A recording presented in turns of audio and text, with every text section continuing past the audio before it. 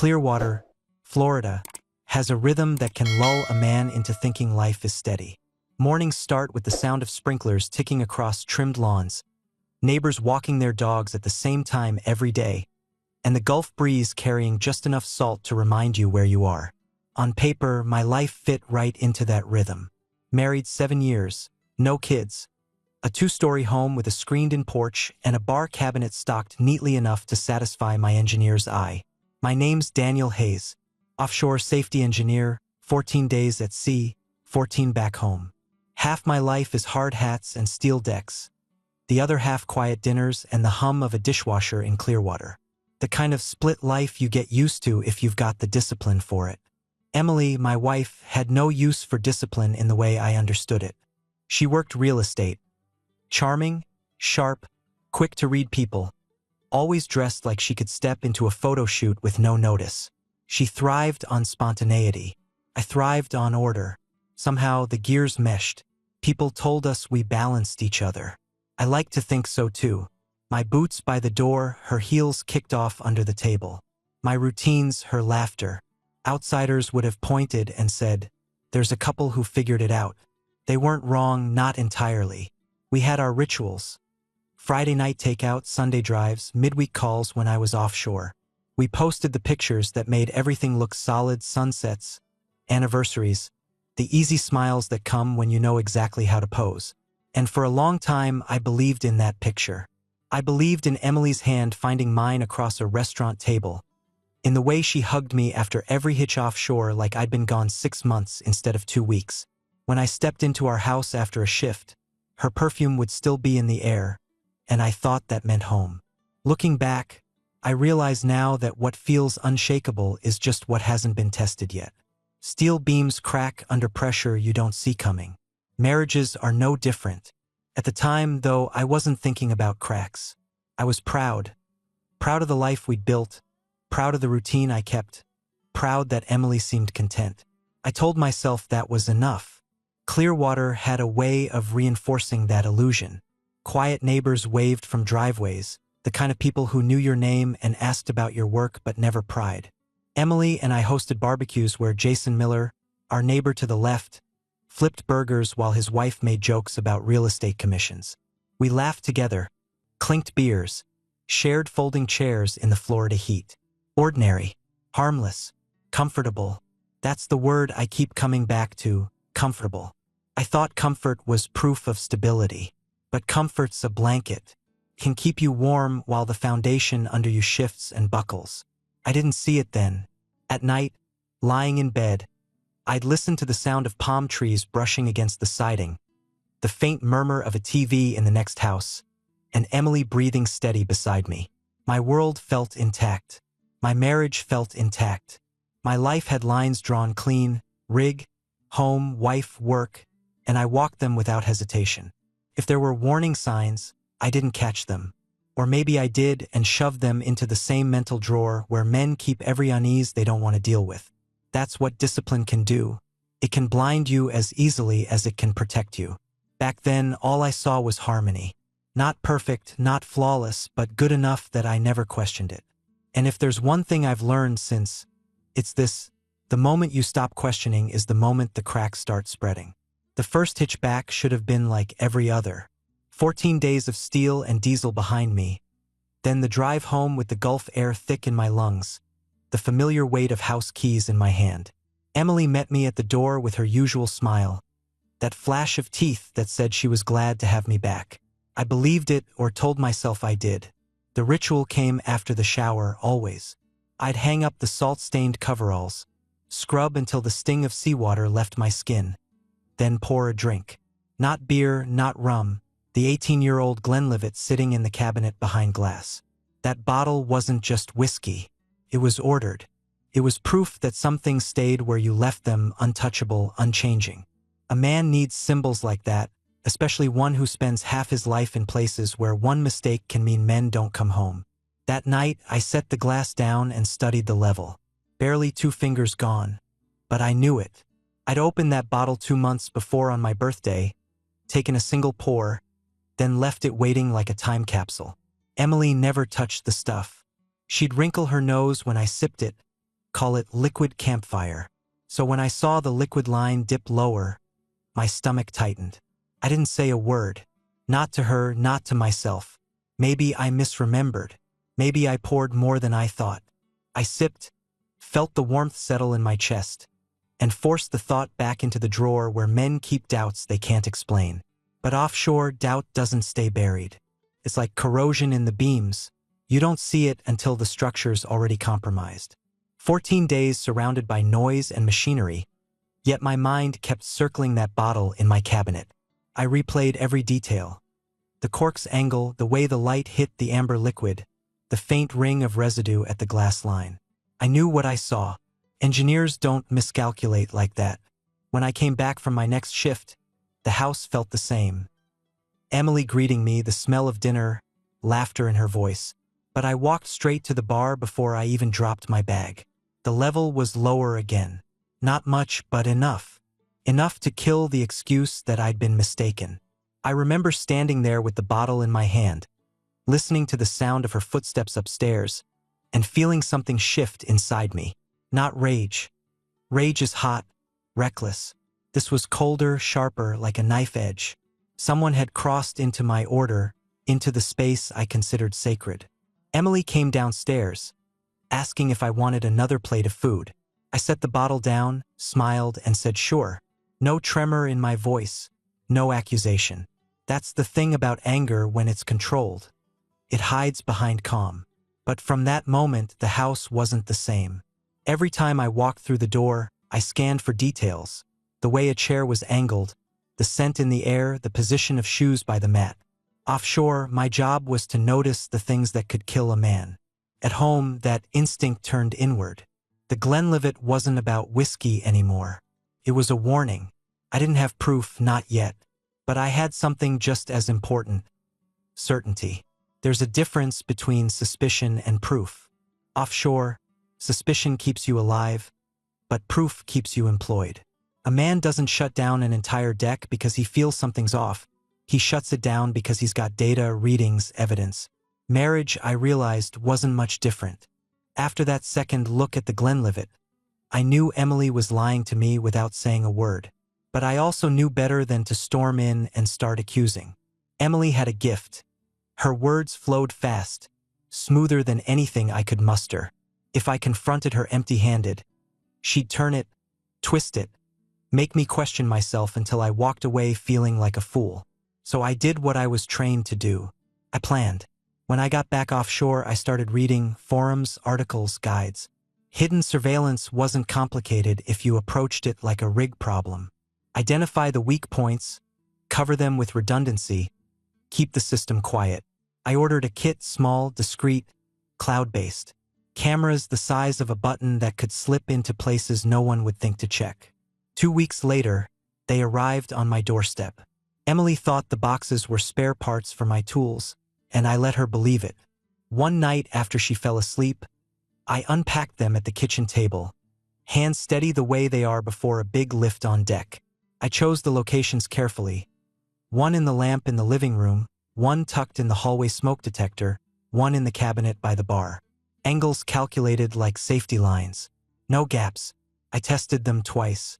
Once in daylight, once in darkness. Each camera whispered its feed to my laptop, streaming silently to the cloud.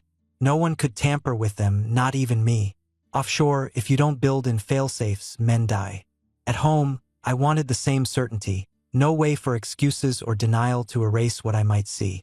When the setup was complete, I stood in the living room, watching Emily scroll on her phone under the soft glow of the lamp that now carried a hidden eye. She had no idea. She laughed at something on her screen, hair falling across her face, and for a moment I almost hated myself. Almost. But trust, once broken, doesn't grow back. Calcifies into something harder. The morning I left for my next hitch, Emily kissed me goodbye like always, telling me to be safe, to call if I got a chance. I smiled back, gave her the same steady voice I always had, loaded my bag into the truck, and drove toward the coast. She waved from the doorway, framed like a portrait of a wife waiting for her husband to return. But this time I wasn't going blind. As the rig faded into its rhythm of noise and salt air, I checked my phone in the quiet moments. Notifications sat there like coiled snakes. Feeds ready to show me what really lived inside my house when I wasn't there. And for the first time in 7 years of marriage, I didn't feel like I was going home. I felt like I was preparing for war. The first few days offshore, the cameras showed nothing but routine.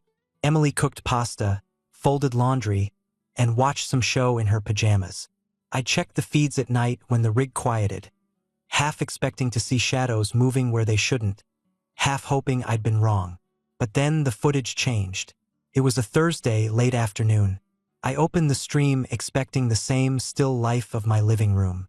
Instead, I saw Jason Miller, our neighbor, the man who grilled burgers at my barbecues, who'd borrowed my socket wrench more than once, step through my front door like he belonged there.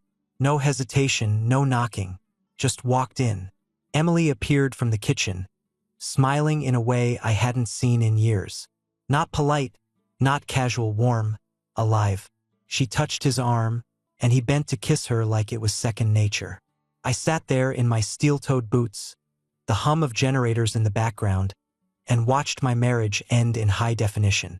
Jason leaned back on my couch, the same spot where I'd sat with a beer in hand after 12-hour shifts.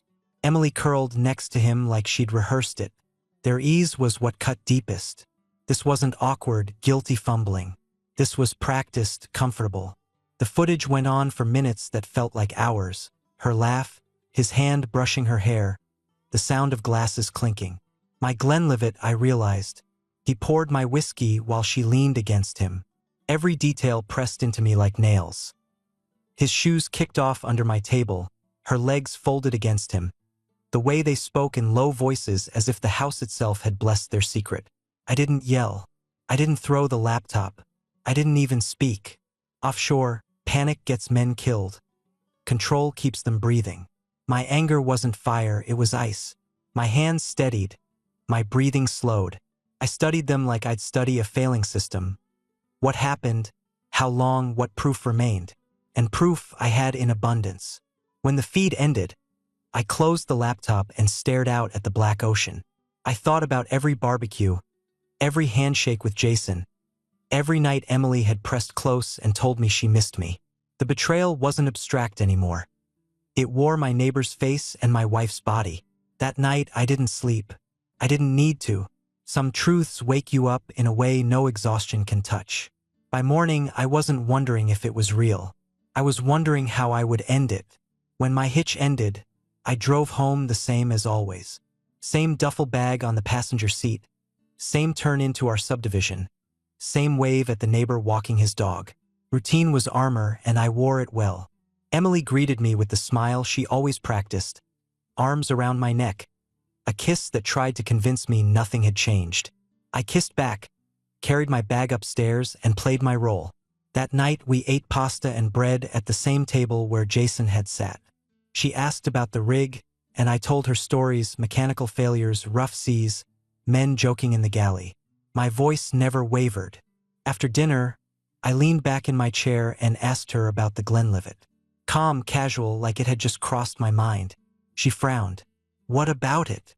It's been going down quicker than I remember. She laughed, short and sharp. You must have had more than you thought.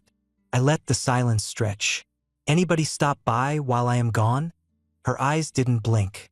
No one. Just me. You know how it is. Quiet. That was the moment I knew the lies came easier than the truth. I stood, went to the hallway, and came back with my laptop. I set it on the table between us, clicked the trackpad, and turned the screen toward her. Jason's face filled the display. Her laugh followed, her hands on him, my whiskey in his glass. Emily froze, color draining from her cheeks. Daniel! I raised my hand. Don't. Just watch. She stammered, scrambled, tried to pile words into the silence. Loneliness, stress, the weeks I was gone, the way Jason just showed up. Excuses spilling fast, one after another, like water through a busted pipe. I didn't argue. I didn't yell. I just asked the one question that mattered. How long? Her shoulders slumped. Eyes wet now, voice breaking. Not the first time. That answer landed heavier than every excuse she'd given. I shut the laptop, pushed it aside, and looked her dead in the eye. Love isn't words, Emily. It's a choice. And you've made yours. I stood, my voice steady as steel. Tomorrow I will see a lawyer. No shouting. No throne plates. Just the cold finality of a man who's done listening. The next morning, I was up before sunrise. Emily was still in bed, curled on her side like sleep could undo what had been exposed the night before. I didn't bother waking her. Some words don't need repeating, and some choices don't deserve a second chance. I showered, dressed in clean jeans and a work shirt, and drove straight to my lawyer's office. The receptionist glanced at me, then at the clock, barely 8 a.m., but I wasn't there for politeness. My lawyer, a stocky man named Grant who'd drawn up my will years back, raised his eyebrows when I laid it out. Divorce, I said. Immediate. He asked the usual questions. Assets, property, joint accounts. I answered steady, factual, without bitterness. 7 years of marriage summarized in numbers and titles. When he asked if there was any chance of reconciliation, I looked him square in the eye. No, trust broken is dead. There's nothing to talk about. By noon, the paperwork was filed. I signed my name, the ink biting into the page like a closing door. Afterward, I drove to my parents' house on the edge of town. My mother met me at the door, her eyes searching mine but her mouth staying quiet. My father gave a nod, a hand on my shoulder that carried more weight than 1,000 questions. They didn't ask, and I didn't explain. Sometimes silence is the only language men need. I stayed there that night, my old room still holding the smell of cut grass and motor oil. My phone buzzed on the nightstand, texts, missed calls, voicemails. Emily's voice breaking, her words tumbling over themselves. I'm sorry. I was lonely. It was a mistake. Please, let's talk. I didn't answer. Every time her name lit the screen, I let it fade back to black. Because I knew what would happen if I picked up. Her tears, her promises, her desperate explanations would tangle around me like chains. And chains, once slipped back on, are harder to break. So I chose silence. A man's dignity doesn't come from what he tolerates. It comes from what he refuses to accept. And I refused to let betrayal define me any longer. By the time the sun rose the next morning, the decision had already settled deep into me. My marriage was over. My life, fractured though it was still mine to rebuild. And from that point on, Emily's voice would never hold power over me again. I stayed silent, but Clearwater didn't. Word spreads fast in a town where neighbors trade gossip quicker than groceries. By the time Emily realized what she'd lost, half the street already knew. She sold the house within 2 months. I signed what I needed to sign, collected my share cleanly, and stepped back. She packed her things into boxes Jason helped carry, his smug grin plastered across his face like he'd won a prize. Let him grin, I thought. Some prizes come wrapped in barbed wire. They moved into a bare-bones studio downtown, the kind of place with peeling paint and a view of the dumpster. For a while, Emily tried to spin it like freedom. She posted smiling photos, wine glasses clinking, captions about new beginnings. Friends smiled back with hollow comments, but I knew what they whispered when the screens went dark. Jason played the role of rescuer at first, helped her hang shelves, cooked spaghetti, told her she was brave. But alcohol changed the script.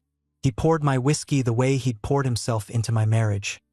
Sloppy, selfish. Arguments started small, over dishes or rent, then grew sharp.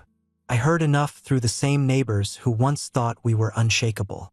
One night it boiled over. He came home drunk, raised his voice, fists thudding against the walls. Emily called the cops, whispering fear into the phone. Jason spent the night in holding, and she sat in that apartment alone, staring at a life she thought was liberation but had turned into a cage. By the time she kicked him out, whatever hope she had was already ashes. She bagged his clothes, left them outside the door, and locked it behind her. The gossip circled tighter. Clients stopped calling, friends stopped inviting. Neighbors crossed the street to avoid eye contact. I didn't need to see her to know. I could picture it.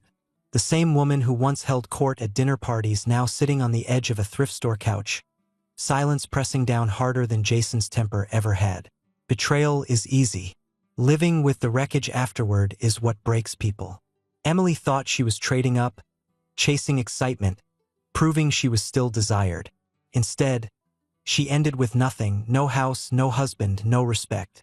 Just whispers behind her back and a locked door she didn't know how to open anymore. While Emily's world shrank into shadows, mine opened up in small, steady ways. Living at my parents' house reminded me of something I hadn't felt in years: simplicity. My dad and I mowed the lawn side by side, the smell of cut grass hanging in the air. My mom cooked meals that didn't need wine pairings or perfect plating, just salt, pepper, and the comfort of home. It grounded me. The house sale closed, and my share hit the account. I didn't buy anything flashy. I didn't run from the past by drowning in distractions. Instead, I looked for a modest place, one I could call mine without hearing echoes of betrayal in the walls. I found it, a one-story house with a small porch and a yard just big enough for a grill. The paint was chipped, the fence leaned, but when I stepped inside, the silence was clean. No ghosts, no memories, just space to rebuild. I filled it piece by piece. A couch I picked because it was comfortable, not because it matched anyone's idea of a showroom. Tools hung in the garage where I wanted them. The bar cabinet, when I finally set it up, held only one bottle, and this time the level never changed without my hand on the cork. I spent weekends fixing what was broken. Tightening hinges, repainting walls, sanding down the porch rail until the wood felt like satin under my palm. Every stroke of the brush, every swing of the hammer was a declaration. I own this, not just the house but myself. Friends I hadn't seen in years came around again. We grilled steaks, drank beer, and told stories that stretched into laughter under the Florida night sky. They didn't pity me, they respected me. For walking away clean, for not letting betrayal rot me from the inside out. I stopped checking my phone for Emily's messages. Stopped wondering where she was or what she was doing. My life wasn't about her anymore. It was about dignity, about peace earned not through noise but through deliberate choices. One evening, as the sun set over Clearwater, I sat on that porch with a glass of whiskey. The same Glenlivet, but a new bottle, untouched by anyone else's hand. I raised it to the quiet yard, the trimmed grass, the smell of fresh paint, and I realized something simple. Peace isn't found in grand gestures or second chances. It's built, brick by brick, on the ashes of what you refuse to carry forward. And I'd left Emily and her betrayal far behind. Months rolled on, and the contrast between our lives grew sharper than any knife. My days started with quiet mornings on the porch, coffee steaming in the humid air, the sound of my neighbors' kids laughing on their bikes. I went to work, came home, fixed dinner, and ended the day in a house that belonged to me and no one else. Simple, honest. Emily's life, I heard, was nothing but whispers. She stayed in that cramped apartment, blinds drawn half the time, trying to outpace gossip that never really left her. Jason was long gone, replaced by silence. She kept her job, but clients noticed the cracks. Confidence, once her strongest weapon, had curdled into desperation. Her smile looked forced, her charm thin. Word was she kept mostly to herself now. No parties, no neighbors stopping by, no warmth left to draw from. I didn't chase those stories. They found me anyway, floating through friends or the grocery store line. Each time I heard another piece of it, I didn't feel triumph or revenge. I just felt distance, like she lived on the other side of a locked door I'd thrown the key to. One night, sitting on my porch with the Glenlivet glass in hand, I thought about it all. The house we'd shared, the lies she told, the neighbor who thought he could step into my life without consequence. I thought about how easily it all could have broken me if I'd begged, if I'd stayed, if I'd given her more power than she deserved. Instead, I chose silence. I chose action. And because of that, I had peace. Emily, on the other hand, had nothing but regret. Our lives had diverged like two lines on a map, once parallel, now heading in opposite directions, never to cross again. I didn't hate her. Hatred keeps you tied to the thing that hurt you. What I felt was clarity. She made her choices. I made mine. And standing there in the quiet, I realized that freedom doesn't come from what you gain. It comes from what you refuse to carry anymore. That knowledge, bitter as it once tasted, was now the cleanest thing in my life. Subscribe and stay one step ahead of cheaters. And trust me, the next story makes this one look like a fairy tale.